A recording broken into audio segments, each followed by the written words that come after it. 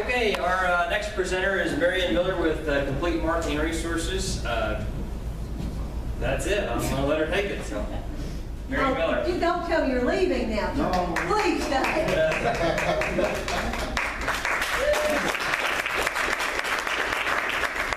I told people, I sent my email out yesterday, I said it won't be boring, I can guarantee you that, between me and Tony Smith, because you just never know what you're going to hear in either case. I know most of you. I opened up a marketing and advertising company 3 years ago. That was my goal for the last 20 years, to open up a really good marketing company here locally that could have a nice, really good opportunity to service the local community, small business and medium business, with an emphasis on small business and medium-sized businesses. I accidentally bought a website design company as well, because the young man who had helped me whenever I first founded Hopkins County helped me build and change the website, built his own website company, and whenever I was going to go and utilize him for the website services for my customers, he said, "Oh, buy my company." I'm like, "Oh, no. Because the one thing I have learned being in business is I didn't like having partners with majority interest in my company. It limited what I could do, my vision, what I wanted to get done, what I wanted to get accomplished, what time I could do it in, and just it really limited what you wanted to do. So I encouraged him not to let me purchase this company. He decided he really wanted me to, so I bought it. And as a result, the company that I built that was going to be just doing marketing and advertising with an emphasis of online marketing ended up being an online marketing company pretty much. What we do is we do advertising online. We do facilitation of social media along with everything else that you've got.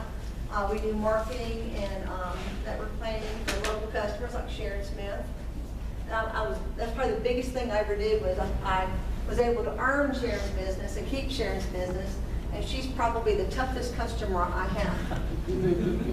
She'll tell you that herself. Because she knows me so well. Her standards are so high, and she's got a great business, and she already has a mindset of what she wants to accomplish.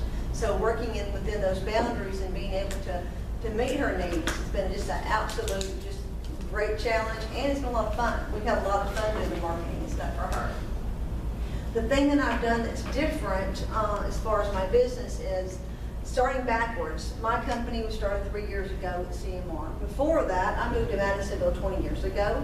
I was a single mom. I lived in a house with a hole in the roof when it rained real bad. The bucket of rain had to be dumped out, otherwise it dumped on my bed. So that was something that meant that I had to hurry up and do something different. I had not worked in 8 years because I was raising children, and moved to Madisonville. I knew pretty much nobody. So when I got here, I discovered Madisonville was probably the most interesting place I'd ever been. I was a military brat growing up. I was married to a military man and traveled a lot. So when I got here, Madisonville really spoke to me. I thought Madisonville was amazing. Between the Glen Memorial Center for the Hearts, the Discover Downtown program, the Active Chamber of Commerce, I was able to gain opportunities that people shouldn't get that early in life by just talking to people, networking with them, and donating my time to Discover Downtown and doing some other things. I went to school 3 nights a week. I had my mindset on marketing and advertising. I was going to do it as far as my main plan initially was to be a realtor, because I knew that I was good at putting things together and facilitating, and that to me would be a good opportunity to make a good career for myself and my children. I fell into the advertising portion of it when Mr. H at WHRZ radio station said, "Hey, come to work for me." And I said, "Okay, I'll try that." Then I went to work for Clark at the bank. Then I worked for the Hudsons doing their marketing, and then I went to the radio station group and did advertising and marketing sales there for 8 years. Then I decided to do iSurf and launch that, and everything I knew, everything I learned showed me that we were going online. So what I did was I looked at that and I said, okay, how does that affect my customer? How does that affect me as a business? What is it that I need to do to go forward? And how can I make it easy? Because I'm 50. At 50 years old, you think you've learned everything you need to. You know, you put back enough money, you're going to be able to retire. You can go play a little bit. And I'm learning all this new stuff. What I discovered is that in looking at opportunities and looking at my customers' needs, I was able to build some cool stuff because I got some amazing help from Zach Morgan, who I found through Sharon LaBelle, facilitating once again. And he does my IT stuff and does my programming, and he built us a program called our Easy News, which gave us the opportunity to talk to a corporate client, and now we're Jasper recommended, and we're able to do stuff for all the Jasper owners dollars, of which there's 18,000 out there, and we're pretty excited about that. I thought that was probably the pinnacle of what was going to be really great for us, and we're going to be doing that and going full bear on that. What else could we do as a company? Well, things change so quickly every time you do anything. And the thing I discovered next is the Entrepreneurial Network program became available here. We had the opportunity to do this program right here, and Ruth Ann asked me about it, and I said, oh my God, yes. To be able to sit down and talk and have coffee and say, what's your business and what are your needs, and how is it that you were able to overcome some stuff? How do I get a soft patent? No, you've already got one, Marion. You don't have to go get it patented. You know, those kind of things are worth valuable money and time and effort. And what I found was the Entrepreneurial Network program here doing some more effortless, almost, it seems like, volunteering and helping has allowed me to grow my business some more, meet some new people, and learn lots and lots of great stuff. The biggest challenge that I've had so far is the fact that I keep changing my business plan, because it seems like we're doing one thing and Zach's like, oh God, we're doing something else. And it's because we're learning and growing and trying to facilitate things for customers and for programs that we have that are out there. You know, we've got a lot of neat things going on, but the neatest things that we do are local based. They all start here locally. They start on the basis of one, and then we combine it and multiply that for things that are going on out there in the marketplace. The single thing that I found that was probably the easiest learning bit that I found out was that online marketing was not as difficult as I thought it was going to be. Because if you use the simple 2 + 2 is 4 method, Google's job is to find the best answer to your question. And it does that by search and research, and it goes and it crawls everything out on the web. And then after it gets done with that, what it does is it says, okay, cool, I got the answer. So when you ask a question, they go ahead and say, this is the answer. They send you to that website, and if your answer is there and you do indeed go into that website and look and find what you need, they're like, got it right, that was great.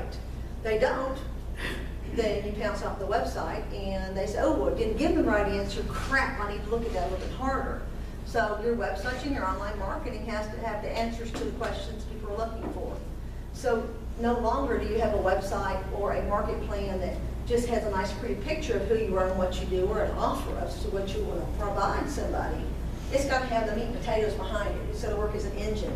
It's got to work in a way that makes it easy for you to utilize it, easy for them to find it, easy for you to work with it, change it on an instance basis, you know, and give it some data.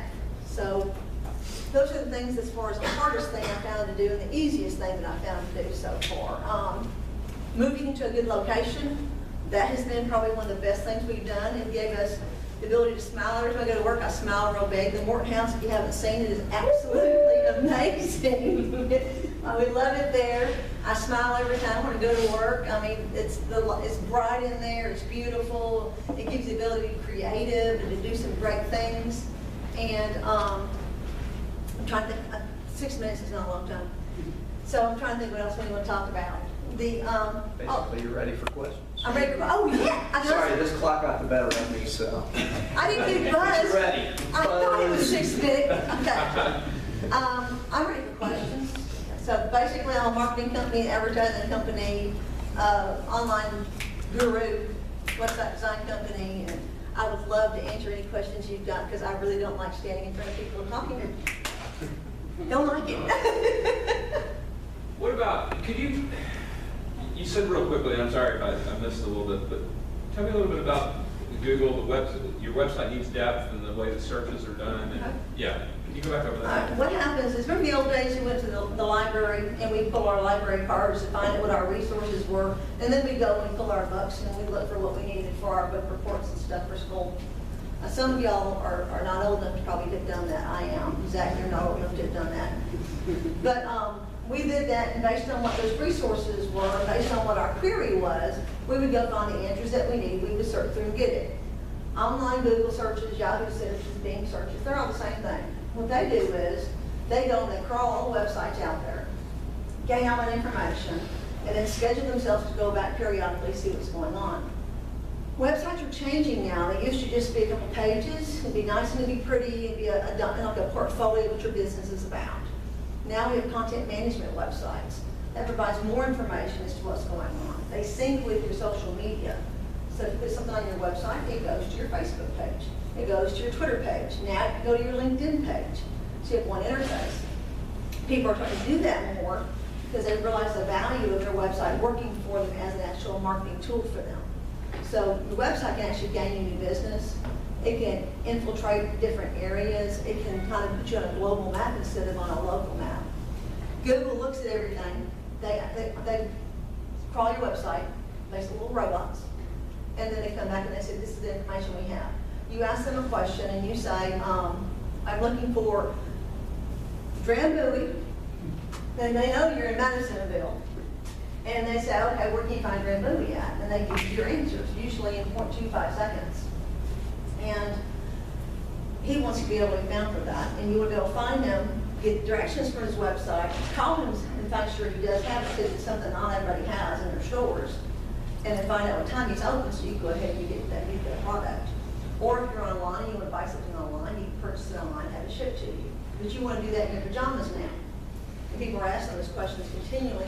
They're different odd questions. So what you want to be able to do is make sure that the answer that you provided, instead of just having the signpost saying, I have Drambuie, I have this, this, and this, and they get into your website and you have a nice picture of Drambuie, but you don't have anything about other types of product or kind of whiskeys or liquors of any kind. You're not really a liquor store. You've had Drambuie once, you've had Drambuie dreams, and you're talking about that on your blog, and that's not what the customer's looking for.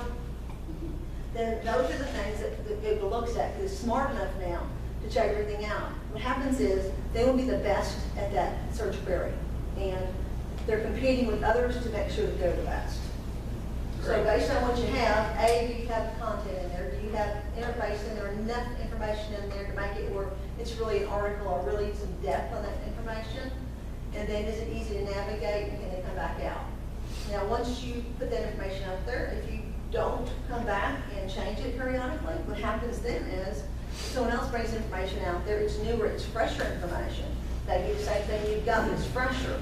Then they will become more of a search criteria than you are because they'll knock you out of your placement on number one. That answer your question? Very much, thank you. Welcome. What other questions? I'd just like to comment on that, Marion, because it's taken Marion a while to convince me to leave articles up on my website because I want what's new and fresh, and you know, I don't want 6 months ago that we had a Vera Bradley sale on so-and-so and that kind of stuff. But she's convinced me that because of this content management and everything, that the more words I have out there about Vera Bradley, the higher up on the Google chain I'm going to be for people if they're looking for Vera Bradley, that they're going to find me. And she proved that to me one day not too long ago by, we were looking to see, okay, in Madisonville, who has purses for sale? Well, Merle Norman did not come up number one, you know, on that site. And she said, that's because, Sharon, you made me take all this stuff off. So Too many purses on our website. So she says, so we're going to put it back on if that's okay. So I let her do that. But I mean, it took that to show me and convince me that, you know, I may not especially like it, but she says, but Sharon, it's buried back there 10 pages back. It's okay. But it still kept me at being a higher ranked one for them to go to. And that's where I think Marion's business is really valuable to a small business that doesn't understand social media, which I am one. I don't even check in places, but I checked you in this morning. You're okay. thank you. Everybody who's my friends has been checked in. So What I discovered is I want to do marketing for sharing and businesses like that. I discovered the worth of the internet marketing, the social media marketing. And the biggest thing I had, when I first hired Zach, I was still part of iSurf. And I wanted to build a website that was a newspaper website for my horses, so people could add their horses, add tack and stuff like that, have it free, and have a news-based product. I could sell advertising on it, you know, and that was my dream. We haven't got that yet because we keep getting sidetracked. I had him build us a program and interface. Basically what you do is you log on, you fill in the blanks, you attach your pictures, and put your embedded video code on there, attach PDF if you want to, say what date you want it on or what date you want it to come off, and decide where you want to put it at, just by filling in the blanks. Hit enter, it respins, reconfigures, puts it up really beautifully, you'll have an introductory picture, wherever it is you need it to be.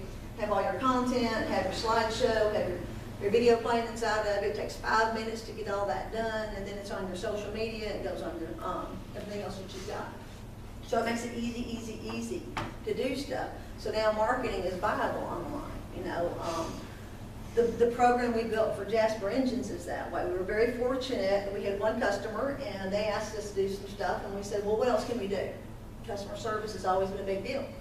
Well, if you could add some more stuff and some videos, that'd be great. So we built a whole section for them. Then we built a whole interface for news for them, with the hope and desire that if you build it, they will come. And we continued to go after that business and kept asking them what else we could do. We worked with their marketing department, and now we're one of 3 companies nationwide recommended by Jasper.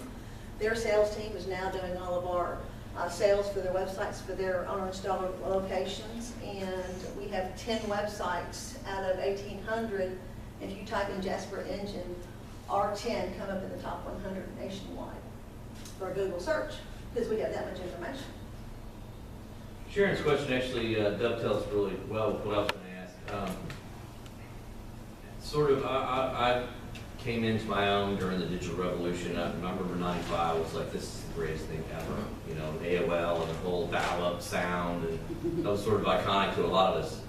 And I remember just thinking about how many opportunities there were. It was limitless. Whatever you could dream, especially then, the dot-com sort of bubble, anything you could dream of, you could find somebody give you money to do it. It might not be successful. I'm still looking for that part of it. Well, that's come and gone. But what I wondered is, since you came up through that and you were here in Hopkins County, how has the rural nature and the smaller population of Hopkins County and Madisonville affected how you've been able to sell? And you mentioned it yourself as a small business owner. You know, I don't understand how all this, what is SEO, interconnectivity, and checking in, and what is all this stuff, and why do I have to leave old content? How's that made your job more difficult, and how have you overcome that? Well, the way I looked at it was, if I have money from a customer, no matter what the project is, I don't care if it's designing a business card or doing some graphics, doing a new logo, whatever it is, I look at it as, if that was my money and I had that project, how would I spend it? And I've always looked at that, real cognizant of cost, what's the best way to get the job done? And then I research those opportunities and say, this is what I suggest that you do. This is how we can decrease cost, increase productivity, and this is the direction I think you want to go, and I explain why. On a local market, we have lots of local clients, but we also have regional clients.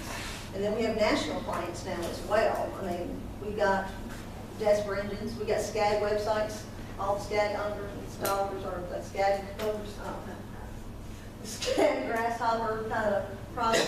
When they go pro gold, they have to have a website, and our link's there for our websites that we provide for them. So we have that. Cub Cadet talked to us not too long ago. Whether we get that, we don't know, but it is just really exciting to be asked. Just be able to talk to those people and be on board and say, hey, I got the opportunity to talk to you about that business. Just tickles me. I thought I'm 5 years old all the time. I'm like, oh, good, that's so exciting. You know?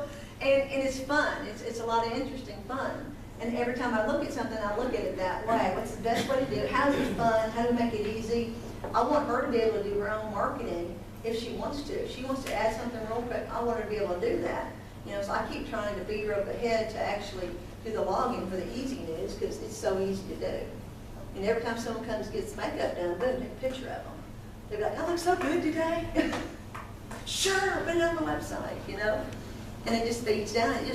People want to be proactive and interactive now. Everybody online talks to you at the middle of the night. They text you in the middle of the night. They email you in the middle of the night.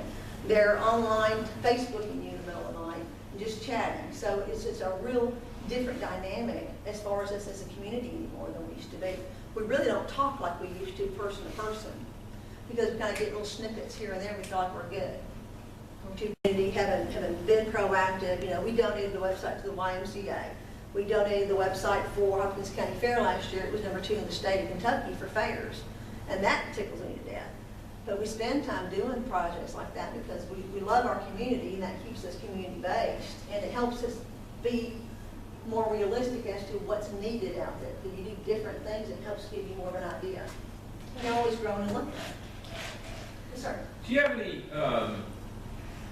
sense about the different, like, penetration of social media platforms in locally? I mean, I see a lot of stuff about, you know, Facebook versus LinkedIn, what you want to use one versus the other, Pinterest here, there, that sort of thing. Anyway, do you have any kind of Hopkins County specific or Western Kentucky specific feelings about which platform you want? No one uses Twitter in Hopkins County that I know of. Our very, very minute portion does. The kids are starting to use Pinterest. They're starting to use some other little small things. LinkedIn to me has been good to me because it has been basically a bio online. So that's how I look at it, as a bio online for who I am as a business person, who has recommended me, what projects I've worked on, that sort of thing. As far as interacting and gaining new business, that's how it works for me. Facebook is, depending on what your customer base is, depending who you are, if you interact with those people and you say, hey, Sharon has pictures of people that had a facial that day and how good they feel. They share it with their friends, and that brings more recognition to your product as far as if you use it that way. If you use it just as a Facebook for my business, here it is, there's no reason to go to it. No one uses it for that reason. You know, they'll search for you for different things possibly, and you might get a hit from that, but realistically, you're not using your Facebook appropriately. Advertising on Facebook is amazing. Steel Saddle came to me about doing a website for them, and I ride their saddles, and I was very tickled to do a website for them, and we did a trade down on part of it because Mark Belvin needed one, and I got a brand new one, and I was pretty excited. And we did their Facebook marketing and their other marketing for them. They went from 455 likes to 10,000 likes. Cost them $1,500. They set a schedule as far as how much money they want to spend a month as a limit. They decided who the demographics are. We got down to age group, to do they have a horse, are they equestrian, do they do cross country, those types of things, because those were things for their client base. And we gained, and that worked within a 3-month time period. So more people are interested in their business and their stuff. We kept feeding all the different new things we were doing through our website into our Facebook. We did a promotion where we gave away a product every single week, and that worked really well to grow their business. You know, and all of a sudden they're so busy they can't stand themselves, and they really haven't done a whole lot in marketing. Previous to that, they put an ad in Trail Riders Magazine. It cost them $3,000 every time they did that. You know, so now they're not doing that. They're saving those dollars, and they're growing their business still. And they just need to be more proactive about that. And I mean, we charge $300 a month to do it, so it's not that big a deal. It's a small, minute portion of their budget. Did I answer your question? I think so, yeah. What else? Something else we did, I'm always working on crazy stuff. So we did a program because Chi-Chi Mills told me to. We did a rental association program for Hopkins County. In that rental association, you go online and you can put every single person that's ever rented from you, and you can rank them. You can rank them as to have you paid on time, how the house looked whenever you left, what was going on, how much do they owe you. You can go back and edit it and put pictures with it and stuff. So before you rent to somebody locally, you can go in there and you can search them to see whether or not they're a good renter or a bad renter. So I had rental property, and I thought, oh my God, gotta have that. So we built that. Zach built that for us, and that's worked out to be a pretty cool little project. Do you have that available for storage tenants? Anybody.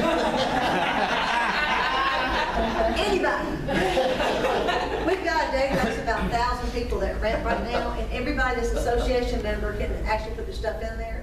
And you can see who put it in, you can see when they put it in, you can see what their amounts are. The cool thing about it is if someone owes you money, you can have that on there, and you're able to take that back off.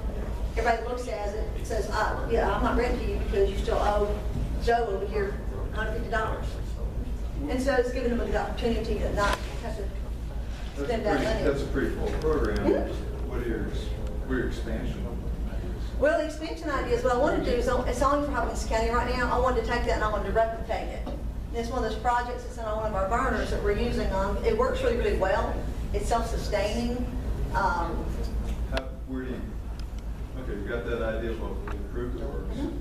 How would you take it and expand it? What I would do if I took it and expanded it, if I was concentrating on it specifically, is I do some marketing for it in different other communities and start like in Middlebury and Webster and find somebody there that wanted to talk about it and do something with it. I contact everybody that owns property in that area. Now that it's a proven concept. We just redid the website for it, made it a lot easier and stuff. And it's something we did well, but we didn't do as well as we wanted to, which is something that you always go back over and say, oh, I wish I'd done that too. You know, but it was a functional piece because we wanted to be able to accomplish a certain goal. And at first we wanted to be able to put it, you know, where you can put news on it, you can sell ads on it, or you can sell, you know, listings for homes. Now the homes are on there free. So if you want to list a house in Hopkins County, it's free, or an apartment in Hopkins But County. that's potentially a national problem. Yes, it is. So why not spend more time on it? Because I have no time. I can't find any more website designers. The biggest things I need right now is I need a website designer and I need a really good graphic designer that are here. You know, Zach has all he can do, just trying to keep me from trying to go crazy, doing all my IT stuff and everything, but we really want someone that just does website design. So how do you pull people from elsewhere or discover them in Madison? Well, what I've done is I've done an internship that has worked out decently, but not as well as I'd like for it to. Because the problem I have is whenever I get somebody, I get vested in them and I want to keep them, and then maybe they don't have the skill set that I want. I've also got people that work for me now that are in Thailand. I've got someone, you know, that my daughter works for me in Natchez, Mississippi. So we've got people that work outside the state area, but I want someone here so I can go up and say, look, I want you to move this here, move this right here. And let's see how this looks over here. Just move it for just a second for me so in real time we can get some stuff done. And once we get that portion, or get some people here that can do that, that'd be great. Or I'm going to have to bring somebody in. I can't bring anybody in yet because I don't have enough cash flow to make sure that I can guarantee I have a year's worth of salary for them. Because I don't want to hire somebody in and have a lull and not have the cash basis to pull in. I'm willing to not take any dollars out for the next 2 years and get that done, but we've got to, you know, get a cushion. But then when that happens, we're going to go full forward with that. And we got a couple other cool programs like that too. We did another microsite for 26 newspapers in Knoxville, Tennessee, and built a program where they can have people put in news and then distribute it and send it wherever it needed to go. And that was the beginning of our Easy News program. So one person ran all the information for 26 newspapers. And it took half a day every day. Okay, I think we got time for one more question. Yes, ma'am? So the way you're growing and your plan means that I can't have that other office upstairs ever, right? You will never have that other office upstairs. I went ahead and I rented the upstairs office. I got 2 offices downstairs and I got one upstairs. I'm like, you know, got desks in there, I'm ready to go. I just need to find some really good people. And I'd love to have a local homegrown person that wants to come back here to Madisonville and that believes it's such a beautiful place to live, because I really think Madison is amazing. I really, really do. Thank you.